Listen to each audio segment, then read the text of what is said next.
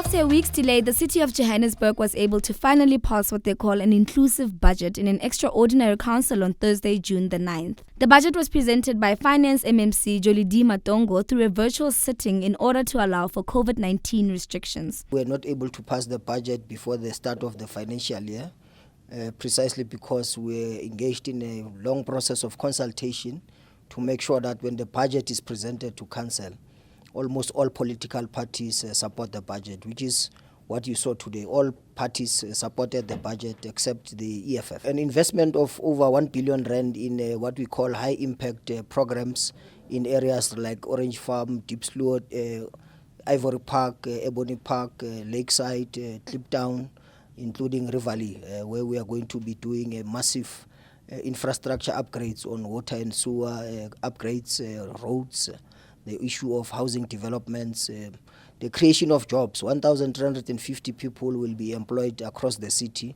making sure that at least a minimum of 10 people are available on a daily basis to provide services to the residents. The cleaning of our city is important. Pick It Up will appoint service providers through cooperatives.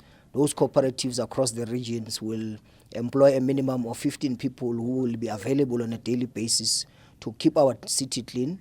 The investment in a number of clinics in Naledi, Buphelong, in Trizik, and a number of areas is quite important as we battle the pandemic. The whole issue of making sure that we've got enough infrastructure by the way of establishment of multi-purpose community centers, which will be rolled out throughout the city. But a key focus of the budget is also around the infrastructure, around electricity and water, including the maintenance of our roads, the bridges. So it's quite important that the budget has been passed so that we're able to roll out those particular programs. Approximately 68.1 billion has been set aside to allow for various economic and social interventions by the city.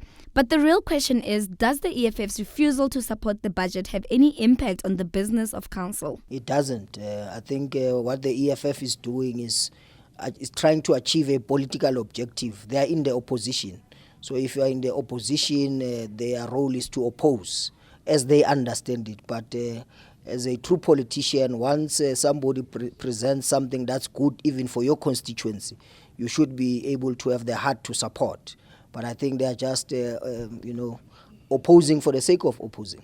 The city says that this budget has taken into account the impact that COVID-19 has had on Joburg residents as it continues to work on ways to offer relief to some of its people.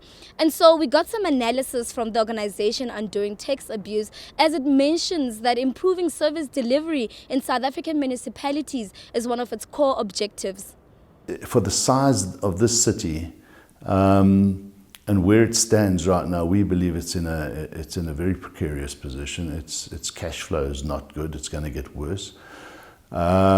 Treasury's recommendation for all municipal and local government is you need to have 2 to 3 months of cash flow ability to withstand these shocks to the system. Well, they've never had that for the last number of years. They've been around the 30 days and getting less. And when you have a tightening of the belts like this and your collection rates drop because it's going to be tougher to collect money out of citizens in a tough environment like this, then they're going to stop. They're going to start running into problems in paying their suppliers. And when that happens, in a city this size, it's very dangerous. We've engaged with many local government leadership and see people that are handling the financial matters in towns and cities that are not fit for those roles and jobs. You know, when you talk about a business that runs billions of rands of turnover, well, you talk nothing less than having a CA and a team of highly skilled financial staff. You don't see that in local government, in big towns, big cities and metros. So there's a lot of expertise that is required to run cities, just as you need to run businesses, and we don't see that they're serious about this. We believe this is the time for the city to take a real hard introspective look at itself, at everything that it does, and say, what is superfluous these days? Hi, this is Matata James, and you're watching Joburgtoday.